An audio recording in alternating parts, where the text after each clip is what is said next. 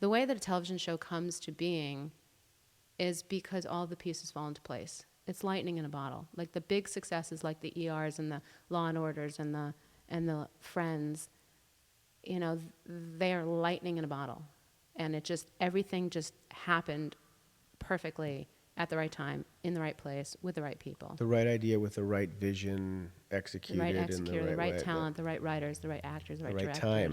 The right time, and exactly. I worked on a show my first year as an executive at, I've totally gone off topic of the question of how I got here, but we'll get back to that. Yeah. My first year as an executive at Sony, we were Colulmbia Tristar TV distribution at that point. Mm-hmm. I worked on a show called The Net, which was a series based on the movie, the Owen Winkler movie. And Brooke Langton starred in the Sandra Bullock role as, you know, the woman whose identity was stolen. Mm-hmm. And this was in 1998.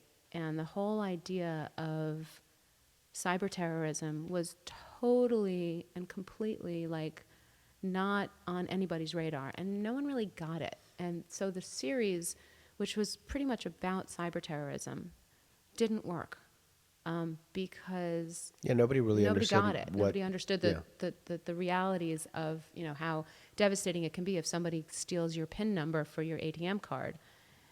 You know, 15 years ago, everyone was like, well, why would that matter? And how would that happen? And what do you mean lipstick cameras? Like, what's that?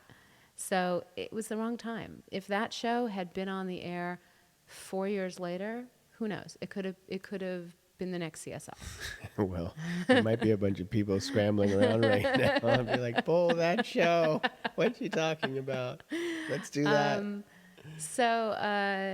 So anyway, I went to CIA. I worked there for a couple of years. I knew I didn't want to be an agent, so it really was a stopping ground for me. Went to work for one producer, another producer. I worked for a writer named Bruce Wagner, really interesting guy, who was working on a movie called White Dwarf for Fox, and learned a lot about physical production working with him because I was on the set for the whole shoot. It was a 2-hour MOW backdoor pilot, which means they're going to shoot it as a movie, they're going to air it as a movie, and if it's successful as a movie, it'll just sort of roll into series. Okay. It was not picked up to series, but it aired as a movie. It was a really interesting, different, twisted, you know, genre show about a man who was, Neil McDonough starred as a doctor who was doing an internship on another planet that was having a civil war between the light side and the dark side. Mm-hmm. That's all I remember about it. Okay. So I did that for 6 months, and then after that started as an assistant at what was then Tristar TV, got promoted up to manager of current programming at Colulmbia Tristar. So what were, I don't know, I'll call them guideposts. What were the guideposts that were coming your way saying, okay, this is something that I like? You know, you were becoming immersed on a side that was... Yeah. So there was an aspect of it that was creative, another aspect of it that was gregarious, meaning you have to go out and meet and talk to people. Well, I have always been a very social person, so talking to people has always been very easy for me. When I was working on White Dwarf, working on set was really exciting and really interesting and very creative, and then at times extraordinarily boring, because when there's nothing to do, there's nothing to do. And because I was the assistant to the executive producer and the writer, the script was done. And if he didn't have anything for me to do while we were on set, then I would go hang out with the grip department or the wardrobe department and the makeup department, and I just ask them, what do you do, and what does this mean, and what's a best boy, and what's a gaffer, and what's... Right. And learned who all those players were and what they did. And then I remember sitting down with the line producer after the movie wrapped, and I said to him, explain to me what you do, because I'm trying to figure out what next step is for me. Mm-hmm. And it's really just out of talking with different people, finding out what their job is and figuring out, is that what I want to do or not? And if it's not, then you move on to the next thing. And just having had made contact with a lot of different people, getting advice and counsel as to what my interests were, and then them directing me to where that could eventually, you know, take me. everyone suggested that working at a network or a studio or a production company in development or programming was the way to go. And so I started as an assistant in development and In television. in television at So, Tristar Television. I know it's not what you do, but just briefly give us your rendition of what that means. What is... So in TV, there's, especially at the networks and the studios, there's two different departments. There's the development department and the current programming department. Sometimes there's one department, sometimes it's two separate ones.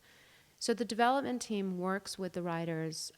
They hear pitches or they go out and find properties, books, IPs, which are like a magazine article or a life rights or an idea that they then call an open writing assignment. Then they'll go out to the agents and they'll say, well, this writer or that writer, I want them to come in and give me their pitch on this project.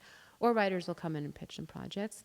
They will then work with the writers to develop the pitches, make a deal with the writer that they'll do it with this studio, and then take it out to the networks and pitch it out to the networks. Try and find a network who's going to buy the script. What that means is the network will now engage the writer to write the script. That's the first step. Right.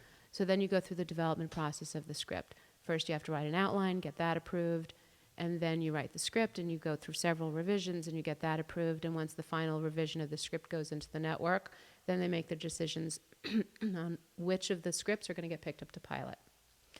So then you get through your next hurdle, and you get the script picked up to pilot. Once that happens, then you have to hire a director, and then that director is going to work very closely with the creator of the show to hire all of the key players, the casting director, the line producer, the production designer, every single key department head on the show. And in a best case scenario, that is because everybody's trying to protect the integrity of the show. So Absolutely. so that if all of it can be filtered through one voice, Yeah, so to speak. when you have too many cooks in the kitchen, as Right. with any project, it's going to just get muddled. And everything goes through an approval process. And the same thing with casting, and then you cast it. And then Now, at this point, is the production company out of the picture, and it's No, not more at all. what the network is No, wanting? they're not out of the picture at all. No. They're absolutely, the studio is absolutely sort of running this because it's their money. Right. The network is the buyer, and so you want to satisfy the buyer. Okay. And so they have the approval rights, and you go through the process of having the network approval on everything. But, you know, that's where the relationships come in. If there's something that the network doesn't like, that the showrunner feels really strongly about, saying this is something that's really important to me, you have to pick your battles. But then you go to the network and you have the conversation. You find out why they don't like it, if there's something we can, and then there's give and take. I mean, it's a creative business, which is very subjective. And so, therefore, there are opinions. It's not wrong or right, it's opinion. Right. And the best relationships are those where both sides can sort of give and take. And both sides will say, this is hard and fast. I cannot change on this. Here are the reasons why. And the other side will say, okay, well, let's move forward. So then you go through the process of shooting the pilot. And all the pilots in the broadcast, Now, this is ABC, still under the NBC, definition of development. This is still under the definition of development. So when we say broadcast television, it's ABC, NBC, CBS, Fox, Right. CW.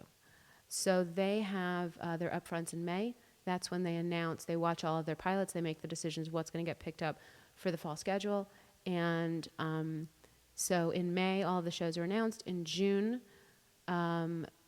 starts staffing season, and that's when current programming, at least in my experience at Sony, that's when current programming starts to work very, very closely with development, sometimes takes it over, sometimes works hand in hand, depends on the different studio. And then we start hearing all the pitches from all of the agents of, here are all my writers.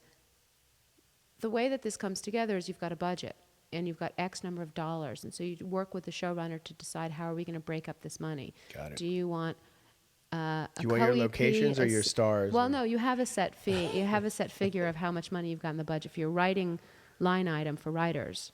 And so you figure out, well, based on this amount of money, I can get a co-EP, a supervising producer, a story editor, and a staff writer. Or you can sort of mix and match, because those are all just different levels, depending on how much experience you have, and therefore how much money you're going to make. And so, you know, at the end of the day, the way I always viewed it is at the end of the day, it's the showrunner's show. It's their room. it's not for me to dictate you have to hire this writer, because they're the ones who have to write the show. They're the ones who have to, work with these people day in and day out. We make recommendations, and then when they find the people that they want, they come to us and they get studio approval and then network approval, and then we go make the deals and hire the writers. And then come usually June, the writer's room opens, July production starts, sometimes as late as August, and then by September you're on the air. By the point at which the show gets picked up, that's when current programming gets involved. So so that's when current picks up, traditionally picks up as soon as the show gets picked up, and follows it through from the first episode to the very last episode of the life of the show. With many studios and networks, the development team will stay on board for the first order, which is usually the first 13. But traditionally, that starts to fall into the same period of time that they're starting to get super busy with their development season. So it depends. Different companies operate different ways, but that's the the general gist of it.